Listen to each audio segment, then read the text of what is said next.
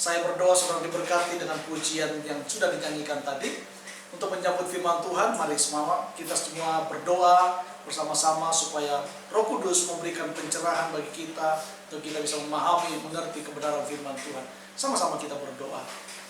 Bapa di surga, kami mengucap syukur untuk hadirat Tuhan yang begitu luar biasa kami nikmati. Pujian tadi menguatkan kami bahwa hari esok ada di dalam tangan Tuhan. Kami hanya punya rencana, tapi Tuhanlah yang menentukannya. Dan kami percaya rancangan Tuhan dalam hidup kami selalu indah. Karena itu, teguhkanlah setiap nyanyian itu lewat kebenaran firman-Mu hari ini yang akan kami dengarkan. Hamba-Mu Roh Kudus mengurapi, sehingga apa yang hamba-Mu sampaikan boleh menguatkan, memberikan pertumbuhan bagi jemaat-Mu. Dan biarlah Tuhan memberikan telinga seorang murid bagi setiap jemaat yang ada di rumah. Mereka boleh mendengar firman ini, dan firman ini boleh tertanam di hati mereka masing-masing, dan itu berakar, bertumbuh dengan maksimal untuk hormat kemuliaan nama Tuhan. Di dalam nama Yesus Kristus kami siap untuk diberkati firman-Mu. Bersama-sama kita katakan amin. Oke saudara yang dikasihi Tuhan Yesus Kristus, ini adalah minggu pertama di bulan April, di mana kita sudah melalui 3 bulan di tahun ini, dan kita sudah memasuki di bulan yang keempat. Saya percaya bahwa sepanjang hari Tuhan selalu ada menyertai kita. Ini adalah masa-masa di mana kita juga akan mau merayakan tentang kematian Kristus, kebangkitan Kristus, dan kemudian kenaikan Yesus ke surga, lalu pencurahan Roh Kudus, saudara.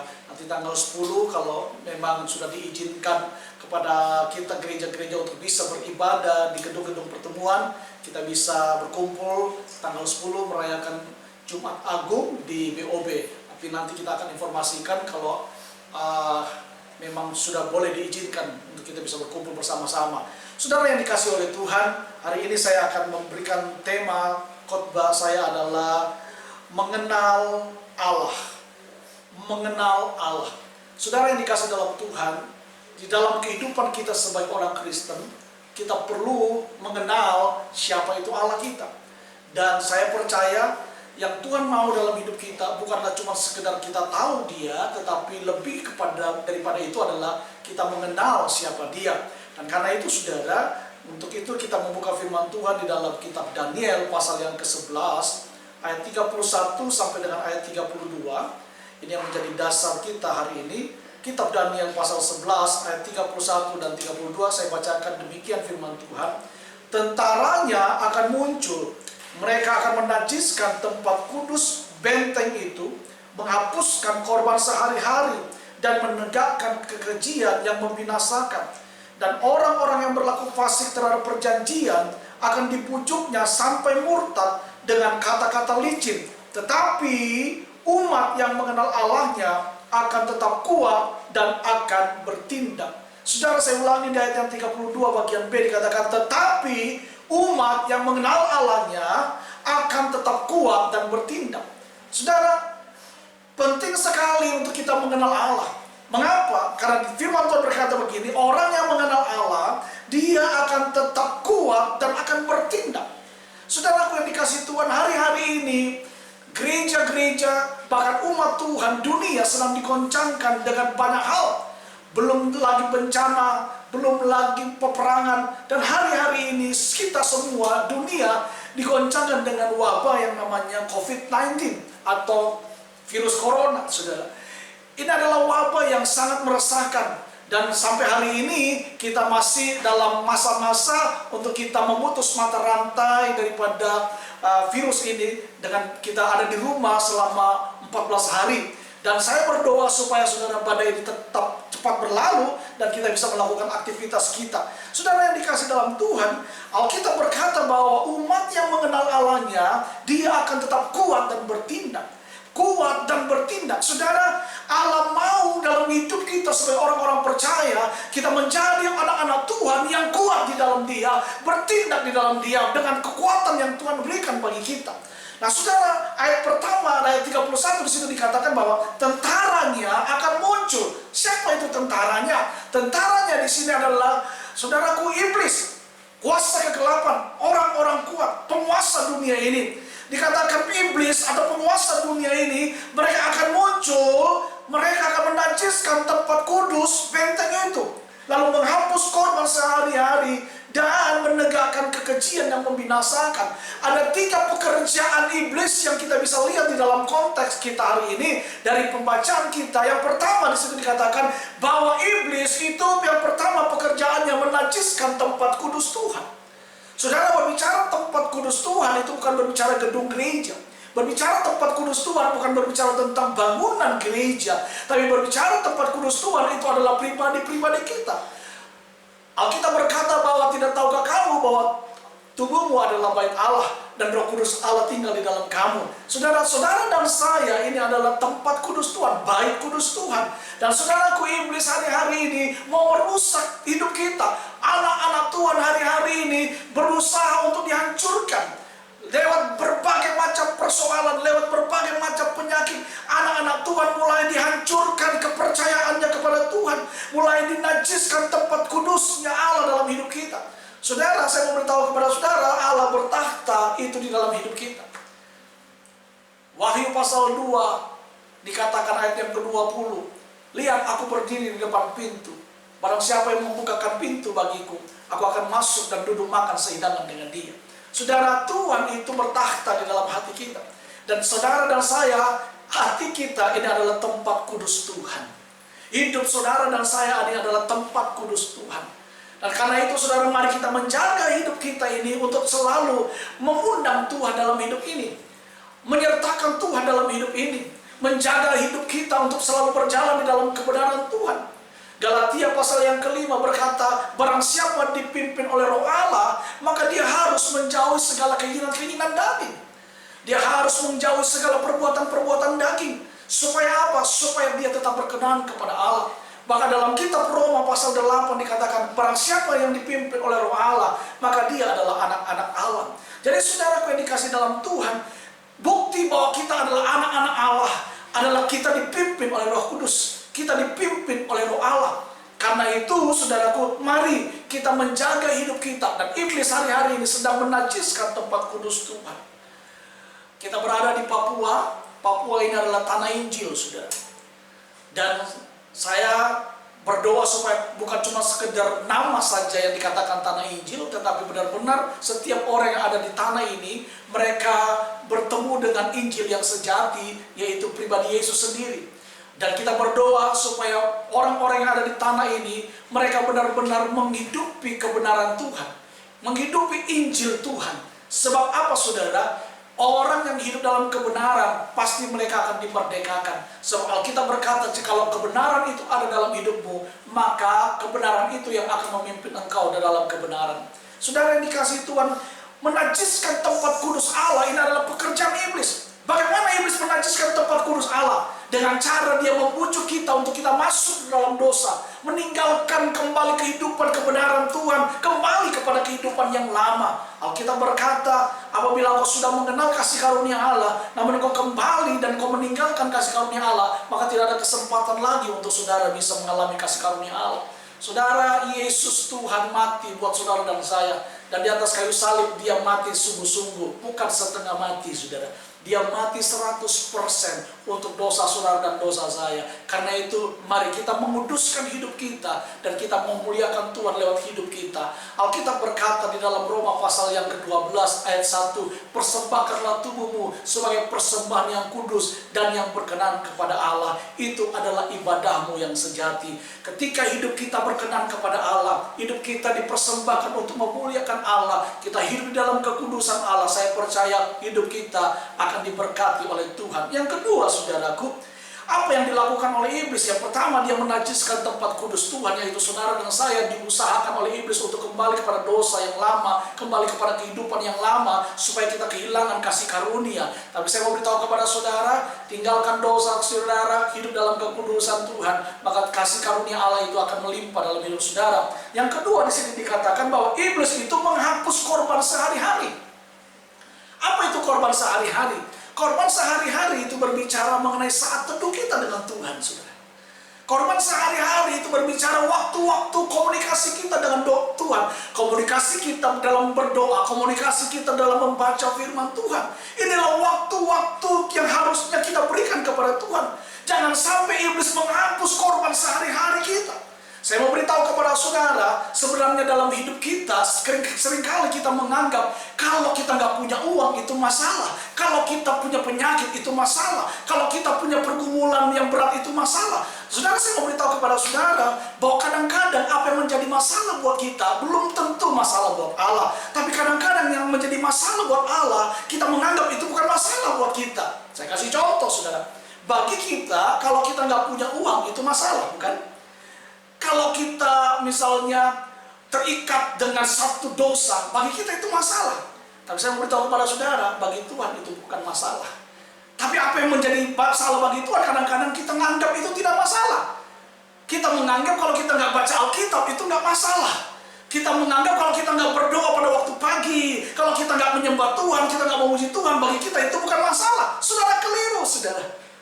Bagi Tuhan, kalau kita nggak berdoa itu masalah bagi Tuhan. Kalau kita nggak baca Alkitab itu masalah bagi Tuhan. Tapi kalau kita nggak punya uang itu bukan masalah buat Tuhan. Kalau kita ada dalam pergumulan yang berat itu bukan masalah bagi Tuhan. Sebab bagi Allah tidak ada perkara yang mustahil. Sebesar apapun persoalan kita, kalau kita datang kepada Tuhan, saya percaya Dia Allah yang sanggup melakukan perkara yang besar. Karena itu saudara, bangun korban sehari-hari dalam hidup kita. Ambil waktu setiap saat. Terserah saudara, mau pada waktu pagi, mau pada waktu siang, mau pada waktu malam. Saudara, khususkan waktumu untuk saudara membangun hubungan dengan Tuhan. Ingat, iblis berusaha untuk menghapuskan korban sehari-hari kita. Saya bersyukur dengan adanya virus corona ini, saudara, di mana-mana terjadi kegerakan rohani. Bukan cuma di jalan-jalan. Kalau saya lihat banyak upload video yang diupload oleh orang-orang, saudara, terjadi kebangun rohani di jalan-jalan, orang bisa menyembah Tuhan dari rumah-rumah dengan jarak yang begitu rupa. Mereka bisa saling berdoa menyembah bersama-sama dari rumah yang masing-masing, saudara. Lalu saya bisa melihat juga bagaimana kegerakan terjadi dalam rumah-rumah. Orang-orang mulai berkumpul bersama-sama berdoa. Orang tua dan anak mulai membangun mesbah yang dulu mungkin hilang, yang dulu mungkin sempat tidak ada. Lewat virus ini Tuhan izinkan mungkin, saudara, supaya kita kembali membangun korban sehari-hari di hadapan Tuhan. Karena itu, saudara, saya percaya tidak ada masalah yang tanpa Tuhan bekerja di dalamnya. Sebab Roma 8 ayat 28 berkata bahwa Allah itu turut bekerja dalam segala sesuatu untuk mendatangkan kebaikan bagi kita yang mengasihi Dia dan bagi kita yang terpanggil sesuai dengan rencana Allah. Yang kedua, saudara, iblis itu menghapus korban sehari-hari kita. Saudara, cek dalam hidupmu, kalau hari-hari ini engkau sudah mulai tidak suka berdoa, engkau sudah mulai tidak suka baca Alkitab, engkau sudah mulai tidak suka berkumpul dengan anak-anak Tuhan dalam pujian dan penyembahan, engkau mulai tidak suka lagi beribadah, hati-hati, awas, iblis mungkin sudah merusak korban sehari-hari saudara. Dan jangan sampai itu terhilang, saudara, sebab mesbah itu dalam perjanjian lama, setiap mesbah itu harus korban itu disajikan, api itu harus terus menyala sehingga korban itu terus bisa dibakar, terus bisa dikorbankan. Saudara, pujian dan penyembahan, doa, pembacaan Alkitab harus selalu kita lakukan dalam hidup kita. Dan saya percaya orang yang melakukan hal ini, dia membangun korban sehari-hari di hadapan Tuhan setiap waktu, dia akan melihat karya Allah yang luar biasa dalam hidupnya. Yang ketiga, saudara, apa yang iblis lakukan? Yang ketiga di situ dikatakan, dan menegakkan kekejian yang membinasakan. Yang pertama tadi, iblis itu dia menajiskan tempat kudus Tuhan, yaitu saudara dan saya. Yang kedua, dia menghapus korban sehari-hari. Dan yang ketiga, dia menegakkan kekejian yang membinasakan. Kalau iblis sudah berhasil menajiskan tempat kudus Tuhan, dia berhasil menghapus korban sehari-hari, maka saya percaya, maka iblis dengan leluasa menghancurkan kehidupan kita. Saudara, waktu kita menghapus korban sehari-hari, waktu kita membawa hidup kita tidak dalam kebenaran Tuhan, maka sebenarnya kita sedang membuat landasan untuk iblis masuk dalam hidup kita dan menghancurkan kehidupan kita. Di situ dikatakan dia menegakkan kekejian dan membinasakan. Dia menancapkan kekejiannya, menegakkan kekejiannya. Dan orang yang seperti ini, dia merasa ketika dia berdosa, itu bukan lagi sesuatu yang mengganggu dia. Kenapa? Karena dia sudah merasa hal yang biasa. Waktu dia berdosa, dia merasa tidak lagi masalah. Waktu dia melakukan pelanggaran tidak sesuai dengan firman Tuhan, hati nuraninya tidak tertuduh lagi. Kenapa, saudara? Karena iblis sudah menegakkan kekejian, dan orang-orang seperti inilah yang akan nanti mengalami kebinasaan. Karena itu, saudara yang dikasihi Tuhan, jemaat Kingdom Worship Family Church, mari kita membangun kehidupan kita di hadapan Tuhan. Kita membangun mesbah keluarga kita di hadapan Tuhan. Pribadi lepas pribadi pun juga harus dibangun pujian dan penyembahan di hadapan Tuhan. Karena saya percaya orang yang membangun mesbah Allah, dia akan melihat penyertaan Tuhan dalam keadaan sukar sekalipun, dalam keadaan masalah apapun yang dihadapi. Kita percaya Tuhan ada bersama dengan kita. Nah, saudara yang dikasih dalam Tuhan, mengapa kita harus mengenal Allah? Mungkin ini menjadi pertanyaan kita. Pak, kalau saya mengenal Allah, apa manfaatnya? Kalau saya mengenal Allah, kira-kira saya dapat berkat apa? Nah, saya akan bagikan kepada saudara ada 3 hal yang akan saudara terima ketika kita mengenal Allah. Yang pertama, saudara yang dikasihi Tuhan, ketika saudara dan saya mengenal Allah, maka yang pertama, kita akan menerima keselamatan. Di dalam kitab Yohanes pasal yang ke-17 ayat yang ketiga, Alkitab berkata demikian, inilah hidup yang kekal itu, yaitu bahwa mereka mengenal Engkau satu-satunya Allah yang benar dan mengenal Yesus Kristus yang telah Engkau utus. Saudara dikasihi oleh Tuhan, Yohanes pasal 17 ini adalah doa Tuhan Yesus kepada Bapa di surga. Dia memohon supaya Tuhan mempersatukan orang-orang percaya, para rasul pada waktu itu, dan dia berdoa supaya waktu dia terangkat nanti para rasul ini tetap disertai oleh Tuhan, tetap dipakai oleh Tuhan, oleh Bapa lewat pekerjaan-pekerjaan Allah. Dan saudara, di sini dikatakan bahwa inilah hidup yang kekal itu.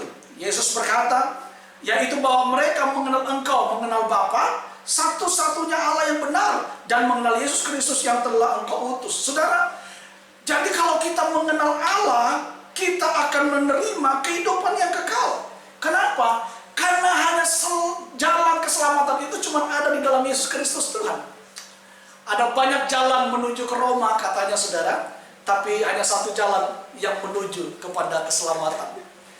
Saudaraku, saya pernah ke Jepang, tapi kalau seandainya saudara belum pernah ke Jepang, saya datang kepada saudara, ke rumah saudara, taruhlah saudara bapak siapa begitu saudara. Saya datang ke rumah saudara, lalu saya menawarkan kepada saudara, Pak, besok saya akan bawa bapak ke Jepang. Ya, saya anggaplah saya belum pernah ke Jepang, saudara. Lalu saya katakan gini, Pak, besok saya ajak bapak ke Jepang. Jangan khawatir, semua transportasi saya kasih, semua biaya akomodasi saya kasih, dan bapak di sana nggak usah takut, nggak usah khawatir. Sampai di sana kita akan jalan-jalan, Pak, ke air terjun mana, pergi kemana-mana, pokoknya semua, saudara. Ya, lalu pada kesempatan yang sama, Kaisar Jepang datang juga ke rumah saudara. Dia menawarkan tawaran yang sama. Pak, saya ajak bapak besok ke Jepang, semua fasilitas dikasih. Sampai di sana bapak nggak usah takut, nggak usah khawatir. Saya akan ajak bapak ke tempat-tempat pariwisata, tempat-tempat bisnis yang hebat-hebat dan lain sebagainya.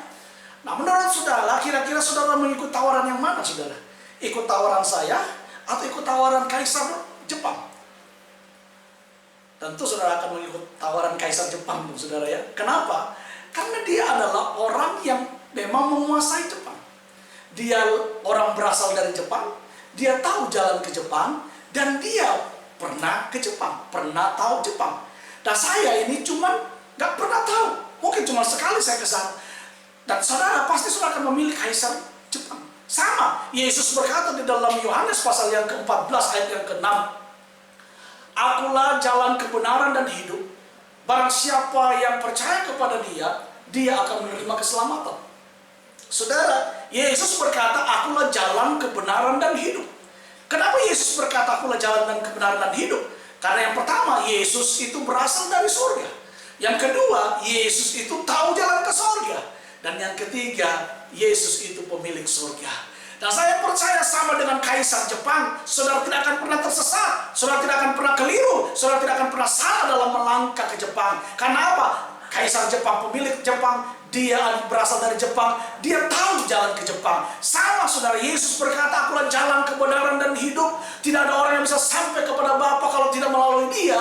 Karena apa? Karena hanya Yesus satu-satunya jalan menuju kepada kehidupan yang kekal.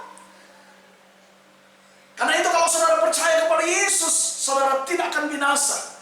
Terima Yesus sebagai Tuhan dan Juru Selamat. Kenal dia secara pribadi, alami dia secara pribadi, maka engkau akan menerima keselamatan yang kekal. Saudaraku, Paulus mengatakan di dalam Filipi pasal yang ketiga ayat yang ke-7 dan ayat yang ke-8 dikatakan begini, tetapi apa yang dahulu merupakan keuntungan bagiku, saya ulangi, apa yang merupakan keuntungan bagiku sekarang kuanggap rugi karena Kristus. Malah segala sesuatu kuanggap rugi karena pengenalan akan Kristus Yesus Tuhanku lebih mulia daripada semuanya. Oleh karena dialah aku telah melepaskan semua itu dan menganggap sampah supaya aku memperoleh Kristus. Saudara, kita tahu siapa itu Rasul Paulus. Rasul Paulus adalah seorang rasul yang dulunya sebelum mengenal Tuhan namanya adalah Saulus. Dia seorang yang membawa kuasa daripada kaisar untuk membinasakan, menghancurkan, membunuh orang-orang yang mengikuti jalan-jalan Tuhan. Tetapi lewat kemurahan Tuhan, mujizat Tuhan, Tuhan menangkap dia dalam perjalanannya menuju ke Damsik dalam Kisah Para Rasul pasal yang ke-9. Di sana Saulus dirubah namanya menjadi Paulus, dan sejak itu dia melayani Tuhan. Dan kita tahu siapa itu Paulus. Paulus ini adalah seorang yang bukan kaleng-kaleng, saudara ya. Paulus ini orang yang berintelektual luar biasa. Dia punya pendidikan yang luar biasa. Tetapi sudah dikatakan bahwa sejak dia mengenal Allah, segala sesuatunya dianggap sampah. Segala sesuatu yang dulu-dulu yang dia raih, pamor yang pernah dia raih, prestasi yang pernah dia raih di dalam perjalanan kehidupannya sebelum dia mengenal Tuhan, semuanya dianggap sampah, semuanya dianggap rugi karena Kristus. Saudara, orang yang mengenal Allah, dia akan selalu percaya bahwa Allahnya selalu ada bersama dengan dia. Karena itu saudaraku, apa yang kita terima ketika kita mengenal Allah? Yang pertama, kita menerima keselamatan kekal. Karena itu saudara yang percaya Yesus, jangan pernah lepaskan keyakinan saudara. Sekali Yesus, tetap Yesus untuk selama-lamanya. Karena tidak ada nama lain yang olehnya kita memperoleh keselamatan, hanya di dalam Yesus Kristus Tuhan. Yang kedua saudara, apa yang kita dapatkan ketika kita mengenal Allah? Yang pertama tadi kita menerima keselamatan, yang kedua adalah hidup kita dilindungi Tuhan. Bukan saja kita menerima keselamatan yang kekal, tetapi saudara, dalam dunia ini juga ada protection yang Tuhan kerjakan dalam hidup kita. Ada perlindungan yang Tuhan kerjakan dalam hidup saudara dan saya. Kita baca di dalam kitab Mazmur pasal 91 ayat yang ke-14 dikatakan demikian. Sungguh hatinya melekat kepadaku, maka aku akan meluputkannya, aku akan membentenginya, sebab ia mengenal namaku. Sebab ia mengenal namaku, maka aku akan meluputkan dia, aku akan membentenginya, karena dia mengenal namaku. Ini adalah doa Musa kepada Tuhan, saudara. Kita tahu siapa itu Musa. Musa adalah seorang hamba Tuhan yang hatinya melekat dengan Tuhan. Dan Tuhan sendiri yang mengatakan tadi pembacaan kita. Saudara, Musa dia mengenal Allahnya. Kita tahu bagaimana Musa dalam perjalanannya memimpin bangsa Israel tidaklah mudah, saudara. Bangsa Israel adalah bangsa yang tegar tengkuk, bangsa yang kepala batu luar biasa, saudara. Ya, tapi saudara lihat bagaimana Musa mengalami penyertaan Tuhan yang luar biasa. Karena Musa mengenal siapa Allahnya. Sekalipun dia diperhadapkan dengan Firaun yang begitu otoriter, Firaun yang punya power luar biasa, Firaun yang killernya luar biasa, saudaraku. Tetapi ketika Tuhan bersama dengan Musa, maka Musa mempunyai keyakinan yang kuat. Saudara, Firaun bisa dikalahkan oleh Allah. Saya percaya apapun yang kita hadapi dalam hidup kita hari-hari ini, percayalah waktu saudara mengenal Allah kita, saya percaya ada perlindungan yang Tuhan berikan dalam hidup kita. Saudara, perlindungan daripada Tuhan itu luar biasa, saudara. Mazmur pasal 121 dikatakan begini. Dari manakah datangnya pertolonganku? Pertolonganku ialah datangnya daripada Tuhan yang menciptakan langit dan bumi. Saudara, di mana kita meminta pertolongan? Hari-hari ini kita mau minta pertolongan kemana, saudara? Kalau sudah positif kena virus corona, aduh saudara, ini kesannya lebih parah dari penyakit AIDS, saudara ya.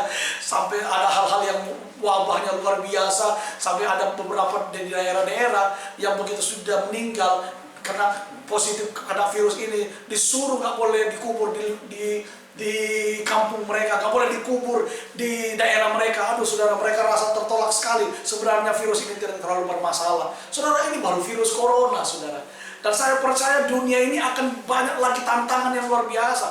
Dunia ini akan banyak lagi masalah, saudara. Sebab Alkitab bilang menjelang kedatangan Kristus, dunia ini akan digoncangkan. Bukan cuma bumi yang digoncangkan, Wahyu berkata bahwa langit juga akan digoncangkan.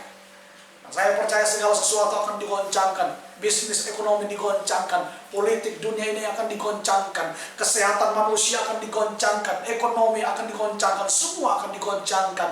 Tapi saya percaya tempat perlindungan yang teguh, tempat perlindungan yang aman hanya ada di dalam Yesus Kristus Tuhan. Karena itu kita mengenal Dia, maka hidup kita akan dilindungi oleh Dia. Yang ketiga, yang terakhir saudara, apa yang kita terima waktu kita mengenal Allah kita? Yang ketiga adalah hidup kita terpelihara oleh Tuhan.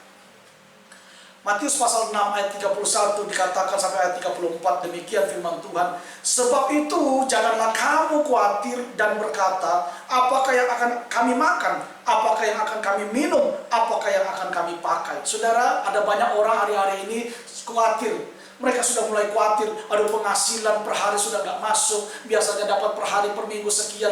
Gara-gara COVID ini saudara, semua orang berpenghasilannya mulai menurun. Pengusaha-pengusaha juga kepala pusing mau bayar karyawan bagaimana. Saya mendengar teman saya sharing di WA kemarin saudara, ada beberapa hotel di luar kota seperti di Bali itu akhirnya tutup karena nggak bisa bayar karyawan, operasionalnya juga nggak bisa karena tidak ada orang yang mau menginap, bahkan sampai di diskon murah-murahan saudara. Ada hotel-hotel tertentu cuma 3 juta selama 1 bulan saudara. Berbondong-bondonglah ke Bali, tapi setelah saudara pulang dari Bali saudara masuk karantina. Ya saudara, hidup kita terpelihara, nggak usah khawatir saudaraku. Dikatakan jangan khawatir, janganlah kamu berkata apa yang akan kami makan, apa yang kami minum. Ayat 32, semua itu dicari bangsa-bangsa yang tidak mengenal Allah. Akan tetapi Bapa yang di surga tahu bahwa kamu memerlukan semuanya itu. Tetapi carilah dahulu kerajaan Allah dan kebenarannya, maka semuanya itu akan ditambahkan kepadamu. Sebab itu janganlah kamu khawatir akan hari esok, karena hari besok mempunyai kesusahannya sendiri. Kesusahan sehari cukuplah untuk sehari. Saudara, ayat 32 di situ dikatakan semua itu dicari bangsa-bangsa yang tidak mengenal Allah. Apa semua itu? Rasa aman, hidup yang cukup, kekhawatiran besok harus makan apa, bagaimana pekerjaan saya, bagaimana jabatan saya. Itu semua saudara dicari oleh bangsa-bangsa yang tidak mengenal Allah. Lalu kita yang mengenal Allah, apakah kita perlu khawatir? Tidak perlu saudara, karena kita percaya Allah sanggup memelihara hidup saudara dan saya. Sebab itu orang yang mengenal Allah, dia akan gak pernah khawatir akan hidupnya, karena dia percaya pemeliharaan Allah ada dalam hidupnya. Bukan berarti kita gak punya kebutuhan, bukan berarti kita gak punya pergumulan, tapi saya percaya waktu kita datang kepada Tuhan dan menyerahkan segala pergumulan kita kepada Tuhan, Allah yang akan mengambil alih. Ada satu pujian yang lama berkata begini, Allah yang bela, siapa lawan Dia? Lebih dari pemenang dalam segala hal, ku pasti dapat lakukan semua. Yesus yang beri kekuatan, oh terpujilah namanya. Amin saudara. Kalau Allah bersama dengan kita, saudara gak usah khawatir. Masalah COVID-19, aduh saudara, gak usah khawatir, gak usah takut. Tetap rileks, santai di rumah, nikmati persekutuan dengan Tuhan, nikmati waktu-waktu bersama dengan keluarga. Amin saudara. Sebab Alkitab berkata, penyakit sampar tidak akan menimpa engkau. Apa yang ditimpakan kepada Mesir, kepada dunia, tidak akan menimpa kepada orang benar. Karena ada perlindungan dari Allah, ada penyertaan Tuhan, ada pemeliharaan Tuhan. Saudara yang dikasihi Tuhan, saya berdoa 3 poin ini akan menjadi bagian saudara. Yang pertama, waktu kita mengenal Allah, maka kita akan menerima keselamatan. Yang kedua, waktu saudara mengenal Allah, maka saudara akan mendapatkan perlindungan dari Tuhan. Dan yang ketiga, waktu saudara dan saya mengenal Allah, saudara akan hidup terpelihara oleh Tuhan. Saya berdoa supaya saudara dan saya dalam masa-masa ini dan ke depan sampai akhir tahun, kita akan melihat penyertaan Tuhan, pemeliharaan Tuhan, dan perlindungan Tuhan sempurna dalam hidup saudara dan saya. Amin. Mari kita berdoa bersama-sama saudara. Haleluya. Bapa Surgawi, terima kasih untuk firman-Mu hari ini. Kami percaya kami punya Allah yang hidup. Ajar kami dalam hidup ini untuk selalu mengenal Engkau Tuhan. Hidup di dalam pengenalan yang sempurna, hidup dalam pengenalan yang sejati. Kami mau mengenal Tuhan lebih lagi, bukan melalui apa kata orang, tapi mengalami Tuhan sendiri lewat hidup kami. Kami bersyukur kalau Tuhan mengizinkan kami ada dalam persoalan. Kami bersyukur kalau Tuhan mengizinkan kami ada dalam pergumulan. Kami bersyukur kalau Tuhan izinkan kami ada dalam setiap pergumulan hidup. Karena disitulah kami akan belajar untuk mengenal Tuhan. Disitulah kami akan belajar untuk melihat mujizat Tuhan. Disitulah kami akan belajar untuk melihat penyertaan dan perlindungan Tuhan. Ajar kami dalam masa-masa Tuhan mengizinkan ujian ini, dalam masa-masa Tuhan mengizinkan pencobaan ini, iman kami tidak goyah, iman kami tidak kendor, iman kami tidak mundur, dan kami tetap percaya bahwa Engkau adalah Allah yang hidup dan Engkau adalah Immanuel, Allah yang menyertai kami. Hamba berdoa buat jemaatmu GBI Kingdom Worship Family Church, Tuhan Engkau menyertai, Engkau memberkati aktivitas mereka, Tuhan berkati pekerjaan mereka, Tuhan berkati rumah tangga mereka, Tuhan berkati. Walaupun mereka saat ini mungkin tidak melakukan pekerjaan, tapi kami percaya penyertaan Tuhan atasnya. Tuhan menjaga, melindungi setiap kami dan mencukupkan apa yang menjadi kebutuhan kami. Karena itu aku berdoa Tuhan juga buat seluruh kota Jayapura ini, Tuhan biarlah kota ini tetap ada dalam perlindungan Tuhan. Segala penyakit sampar, segala tula-tula kami patahkan, hancurkan di dalam nama Yesus. Dan biarlah berkat Tuhan mengalir di atas kota ini, damai sejahtera Tuhan mengalir di kota ini, perlindungan Tuhan ada di kota ini. Kami berdoa di dalam nama Yesus, mematahkan setiap roh maut di dalam nama Yesus. Dan biarlah Tuhan kehidupan-Mu mengalir di kota ini. Terima kasih Bapa, kami berdoa dan mengucap syukur di dalam nama Yesus Kristus. Haleluya, amin. Bapak Ibu Saudara, kami akan informasikan kepada Bapak Ibu Saudara kalau tanggal 10 besok kita akan ibadah di BOP atau tidak, karena kita akan masih tetap menunggu informasi dari kota kita, ya, bagaimana keadaan kota kita selanjutnya. Kalau nanti ada ibadah ataupun tidak, saudara bisa tetap mengikuti channel YouTube Kingdom Worship Family Church atau Facebooknya atau Instagram Kingdom Worship Family Church, supaya saudara bisa mendapatkan informasi di sana. Kita berdoa sekali lagi, angkat kedua tangan saudara di rumah, bapak-bapak dan ibu satu keluarga. Kita akan mengakhiri ibadah kita hari ini. Angkat kedua tangan saudara dan terimalah berkat daripada Tuhan.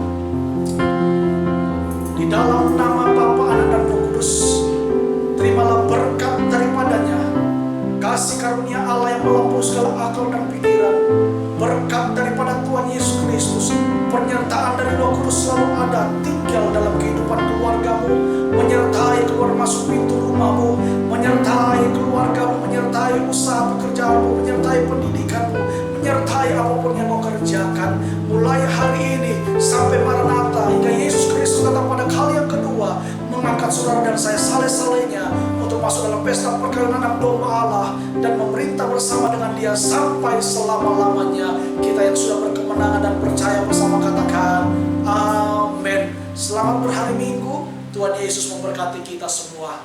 Amin.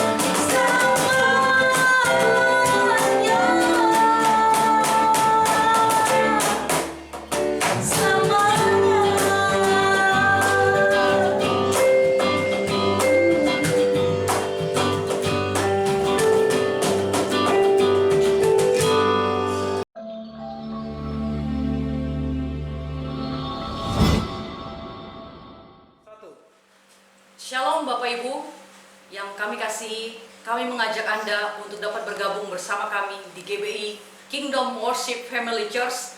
Dan bila ingin melayani dan dilayani, silakan hubungi kontak di bawah ini. Tuhan Yesus memberkati.